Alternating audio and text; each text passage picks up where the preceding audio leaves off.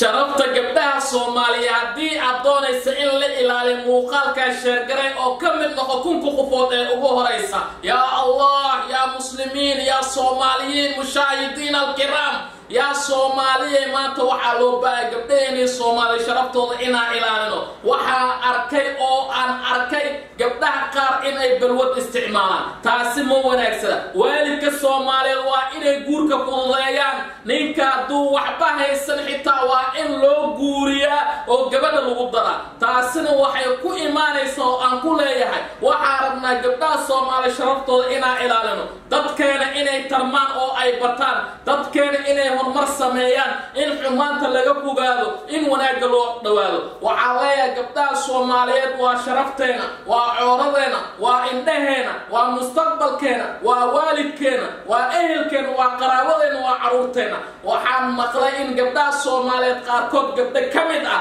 in jirkooda ka ganacsan subhanallah waa wax Allah subhanahu wa ta'ala uu caroonayo ilaahay quraankiisa ayuu ku sheegay gabadha zaanida ama ninka zaanida ah wax wanaagsan ma aha waxaan idin sheegaynaa in waxaas oo dhan laga fogaado in dhaqan xumada laga fogaado in xumaanta laga fogaado in wanaagga loo dhawaado hooyooyinka iyo aabooyinka Soomaaliyeed waxaan ugu baaqayaa oo aan halkaan baaq kaga diraya war gabadhii 30 jir waa ويلم أي سبورسن يا الله يا ربي وحلايا هوي يا أبي لعج ورك إماد ولقيت دبق ملوك نسر ولقيت جاري ملاك جد ولقيت عمر ملوك جار جوده هدي أي كان جارتو أو عينين إسعى المدانين كإسعى المدان قبيل على قبيل كو هذا هدور هذا وإن الغدرة سلوا بقى الزانية يفقسي يدمج يسوع كلات حماتا. لا يرى الصوماليين أياسوا كلب باخ الدريا. dhalinyarada Soomaaliyeed waa mustaqbalka dalka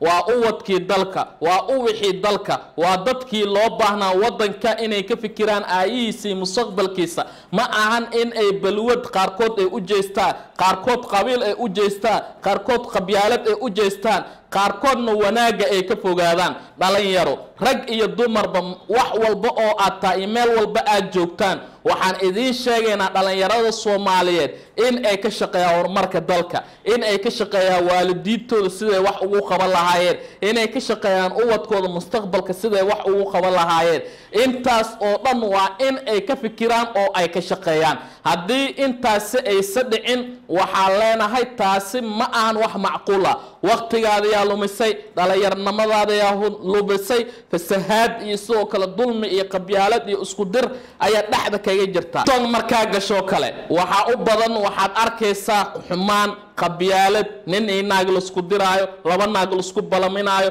fasahaad ka socdo waxaana intaas oo dhan u badan waa dhalinyaro ma ka sheekeeyaa horumarka dalka ma ka sheekeeyaa wax qabadkooda ma ka sheekeeyaa wax barashada ma ka sheekeeyaa waalidkood sida wax ugu tar lahayn ma ka sheekeeyaa sida beeraha loo tabcila ma ka sheekeeyaan mustaqbalka uwadkooda sida wax ugu tar lahayn war Soomaalidii qabkii iyo soo kala dadnimadii iyo gubnimadii lagu yaqiinay aaway 30 sano ka hor Soomaaliya waxay ahayd dad xoogooda maashta Soomaaliya waxay ahayd dad dalkooda ku faana Soomaaliya waxay ahayd dad diintooda ku faana Soomaaliya waxay ahayd dad dadnimadooda ku faana Soomaaliya waxay ahayd dad isku faana oo isjecel hadii loo yaata wuxuu dhigi jiray reer gobolkaas ah reer magaaladaas ah reer xaafadaas ah Soomaaliya ah mar walbana waxay ka shaqeey jireen midnimada laakiin maanta saqiirka laba jirka hadii aad weydiiso oo aad dhahdayata reer hebel baa ahay oo ku dhaa Soomaalnimadii ayaa meesha laga saaray oo aad Soomaalnimadii waa cunug saqiir 3 jir ayaa taa dadal anigu reerka baa ah oo ku dhaa markii horena dadkii waaweynaa ayaa la sheegay 20 sano inay isgaranaynin qabiilkooda garanaynin waxay sheegay jiray kaliya magaalada iyo sidoo kale magaca